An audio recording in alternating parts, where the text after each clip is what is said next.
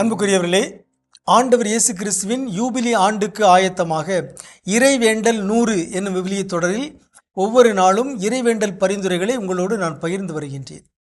இந்த நாட்களில் யார் யாருக்காகவெல்லாம் நாம் மன்றாட வேண்டும்?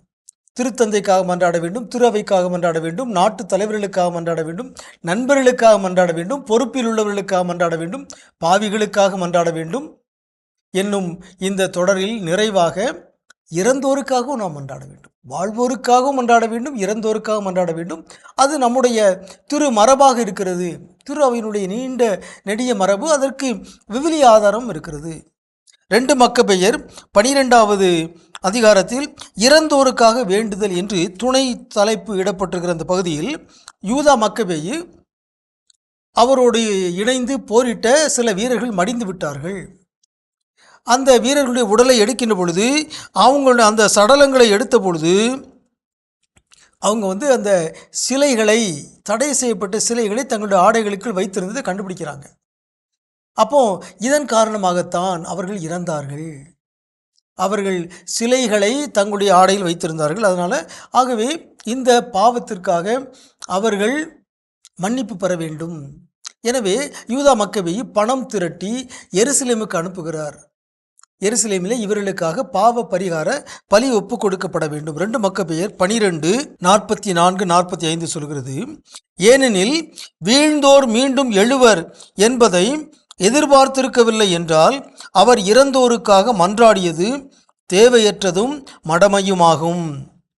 ஆனால் இறை பற்றுடன் இறந்தோர் சிறந்த கைமாறு பெறுவர் என்று அவர் எதிர்பார்த்திருப்பார் எனில் அது இறைப்பற்றை உணர்த்தும் தூய எண்ணமாகும்.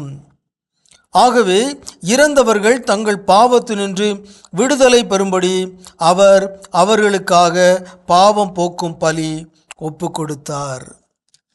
ஆகவே இறந்தோருக்காக பாவம் போக்கும் பலியை ஒப்பு கொடுக்கின்ற பழக்கம் இயேசுவின் காலத்திற்கு முன்னாலேயே இருந்தது. நாம் தொடர்ந்து அந்த பழக்கத்தை கடைபிடிக்கின்றோம்.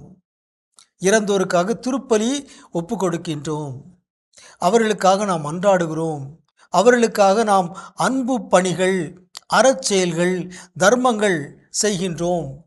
இதன் வழியாக இறந்தோரின் பாவம் மன்னிக்கப்பட்டு அவர்கள் இறைவனுடைய நிறை வாழ்வுக்குள் நுழைவார்கள். இது நமது நம்பிக்கை. ஆகவே நாம் மறவாமல் இறந்தோருக்காக நாம் மன்றாட வேண்டும். அவ்வாறு மன்றாடுகின்ற பொழுது நம்முடைய பெற்றோர், உற்றார் உறவினர்களுக்காக மட்டுமல்ல, மறக்கப்பட்ட குருக்கள், கன்னியர், துறவியருக்காக, மறக்கப்பட்ட அனைத்து ஆன்மாக்களுக்காகவும் நாம் மன்றாடுவது ஒரு நற்செயலாகும். அது ஒரு புண்ணியமாகும்.